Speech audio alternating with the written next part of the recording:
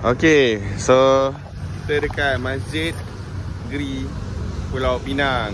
So ini kita dah asar tadi apa semua. Ini timing kita nak buka.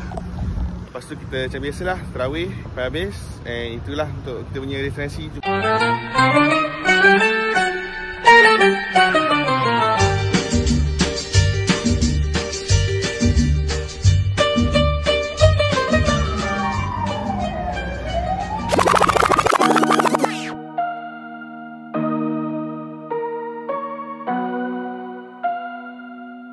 I'm trying to touch the States this time.